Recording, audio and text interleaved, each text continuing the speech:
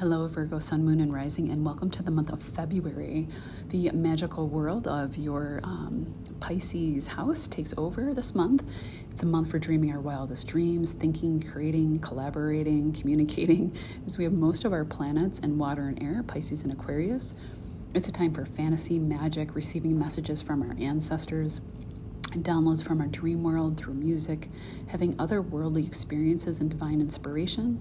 Past life love coming back into your life can happen, deep compassion and empathy for others, with the desire to take action and changing where we see injustice around us. We also have to watch out for a little bit of too much overindulgence, too much drink, too much whatever, with such a strong Neptunian influence. If something does come to you regarding art, creativity, music, film, writing ideas, ways to help people suffering in the world, the oceans, environment, etc., jot them down, as this is no ordinary month.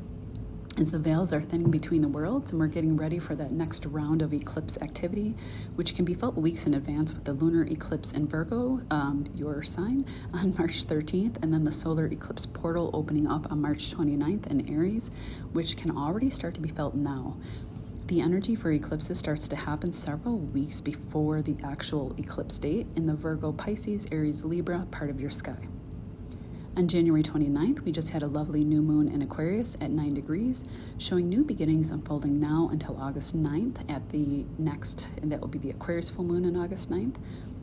That moon was beautifully aspected with a tight trine from Jupiter and Gemini, a conjunction as well with Mercury and Pluto, albeit Pluto is in a wide conjunction, but this can be felt still into the early days of February.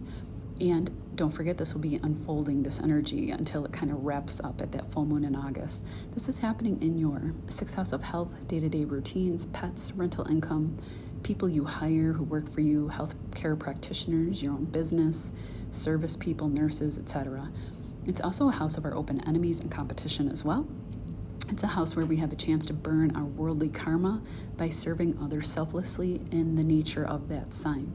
For you, it's Aquarius, so you would be able to serve others through donations to charity, people who are ostracized or marginalized in society.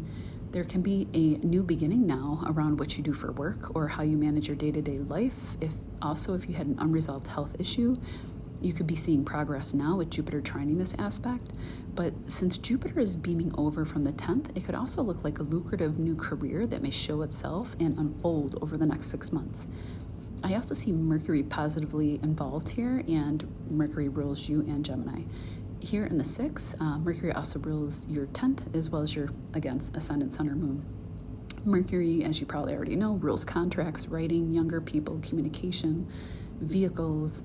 You could be starting your own business that is in the communication field, or astrology, or speaking, maybe education or a nonprofit for children in need or children with special needs. Mars in the 11th lucky house of Cancer is trining over to Saturn in your 7th house of partnerships and serious romantic love, also happening on this day. You could meet someone online through a charity event, a social network, or be working with your spouse or a close partner on building a business together. It could be in the realm of like IT, tech related, but also something creative in nature, something you could publish on the internet through like YouTube or something along those lines. You could also start a business revolving around like film, Instagram-based business, maybe something that sells products for women or families. All in all, it's a really beautiful new moon, so set your intentions now in these 6th house, 10th house, career, work, and health areas. Also a new pet. I should have mentioned that could come in. But also that 11th and 7th house of partnerships as well are also highlighted. An aspect that won't occur all year, or even maybe in our lifetime possibly, will be the Venus-Neptune North Node conjunction in Pisces that will receive a sextile from the planet of transformation, Pluto, shock and awe, Uranus, will sextile this conjunction, and Mars and Cancer will make a wide trine to this, and it happens on February 1st through the 9th. It will be felt exact February 1st and the 2nd at 27 and 28 degrees of Pisces in your, 7th house of major hold on 1 second, Virgo. Yes, okay, sorry, I just had to check my notes. It's your 7th house of other serious partners in business or love.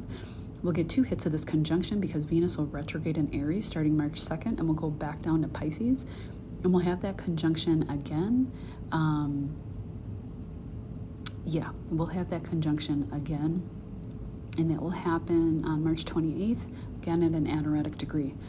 There are no hard outer planet aspects. Saturn is in like a wide 10-degree conjunction, so it's really not giving any problems at the February conjunction.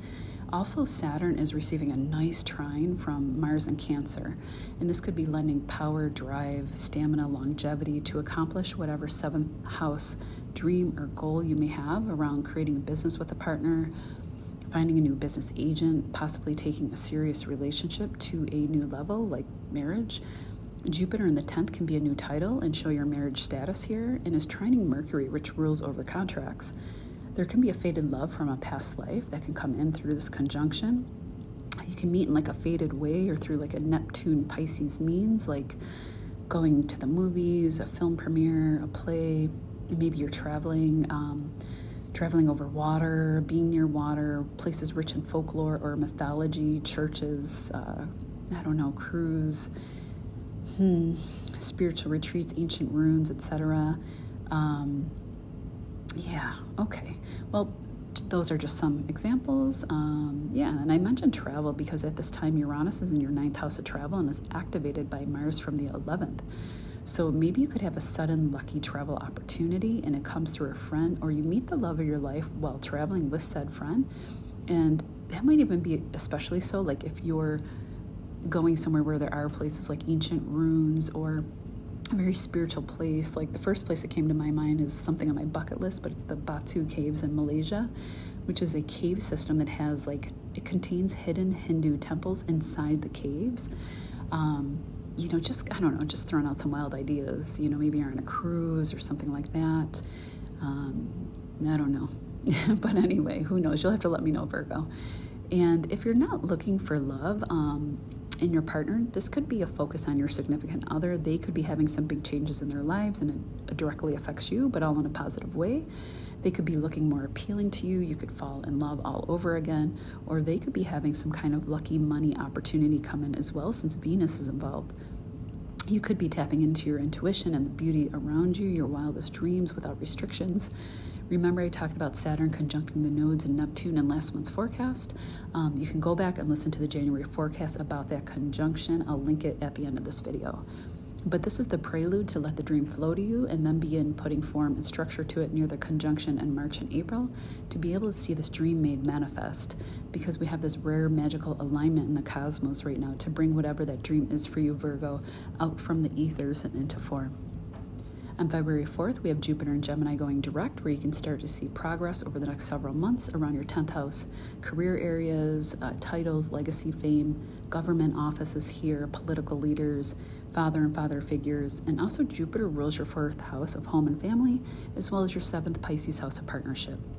If there is any stagnation there, you can start to see growth and forward movement now. On February 5th, Venus enters Aries, your 8th house of investments, taxes, shared resources. It's where we merge with a partner and become not so much independent. Independence would be more your 2nd house. This is where we're kind of involved a little bit more with codependence. Death, sex, rebirth happens here, transformation, inheritance, magic, occult, tarot, detective work, all fall in this house. You and a partner can be merging money, investments. You could see a payout or a lump sum of chunky money over the next few months. If you're partnered and we're having issues, you can heal these areas now through therapy or sexual healing as well. I'm just saying, this is the 8th house and Venus is here. Venus will bounce between this house and your 7th of partners for the next several months. You can meet love again, like while traveling, or maybe while through therapy, group therapy, something like that. While you're working on yourself or transforming is when you can meet someone. While being involved in photography, film, as Neptune rules film, photography, and the visual arts. And Venus also rules your 2nd of banking, self-worth, and self-initiated wealth, as well as your 9th house of travel. So all of these areas could be on the table for you over the next several months. Money and travel can definitely be tied together as well, too.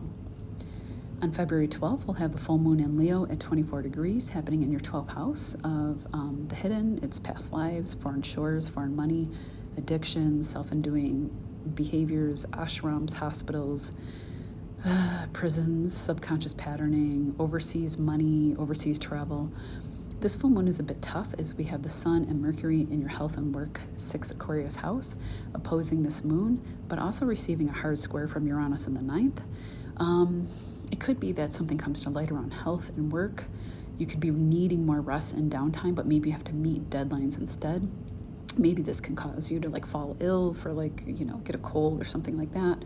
Because the ninth house is involved, maybe you work for a foreign company or have a publishing or work deadline that you have to put this work out, and it's a massively stressful time that could be taking a toll on your health and well-being, or even your mindset or frame of mind. It could be a health matter that is revealed, or you're dealing with debts, or a pet's health is, again, debts fall in the 12th house. It's a house, where we owe money, but we can also gain it from foreign shores. The sweet spot for you is Pluto in your 6th house, sextiling Venus in the 8th. Early degree Virgos will feel it most, 0 to 8 degrees. You could meet someone intense and powerful through the work that you do, but have to keep it secret for some reason. Pluto is a powerful planet, but also a secretive one as well, and rules the hidden 8th house. You could be spending time alone with a partner, diving into intimacy here, but this is not a light romance when we have Pluto involved. This is like one that's very intense, magnetic, sometimes obsessive, and always transformative. If it's not about love, it could be about money, luck, plain and simple, because we're talking about Venus. Venus rules money, and Pluto's big money. So if it's coming from work you've done in the past or investment payouts, could be a loan approval for a business, or again, it could be a partner experiencing this, as we have Mars in your 11th lucky house, trining Saturn in your 7th house of close partners. Maybe they had a big payout for work that they were doing, or they were part of a group of investments, and it's now showing up in that 8th house of shared money, chunky money we don't earn. Either way, the focus right now is the 7th, the 8th, and the 11th house at this time. This is where the good energy is happening. On February 23rd, Mars is direct but not out of shadow until spring, so you could slowly but surely start to feel momentum again in that 12th house of rest, seclusion, travel to faraway shores, learning foreign language, working on artistic projects like music, fantasy, and also, you can see progress in your Cancer lucky 11th house of windfalls, large networks, internet projects, humanitarian groups, friendship groups, scientific breakthroughs, AI, stuff like that. Mars also rules your 8th house of intimacy and your 3rd of communication and local travel and writing, to name a few. So you can see progress in all of these houses. On February 27th, we have the new moon at 9 degrees in Pisces, 7th house, again highlighting that earlier conjunction I talked about. And last but not least, on March 1st through April 12th, we have Venus retrograding in Aries and Pisces, not out of shadow until May 16th. Venus will be in shadow all month in your 8th house. You can be reviewing shared resources, going back over tax documents, reconsidering loans. Everything is reconsider when we have planets in retrograde, or new investments. Just don't act on these decisions if you can hold off until Venus is out of retrograde shadow. You can start a spiritually based business or start to lay the groundwork now, but don't buy that office while Venus is retrograde or rent that space out. Do the research instead. Start, gathering a portfolio. Venus only retrogrades every 18 months or so, so it's quite a significant time, and even more so as she spends a significant time in Aries in your 7th house of Pisces, with the North Node, Saturn, and Neptune contained here in that 7th house, which is very extraordinary, Virgo. So I think even with Venus retrograde happening, it's not harmful. It'll just have you focusing more deeply on these 8th and 7th house areas. Last but not least, Venus also rules your 2nd house of banking and income and your 9th house of travel, luck, publishing, and higher education, to name a few. So you can have a strong focus on these areas as well. Take care, and we'll see you in March.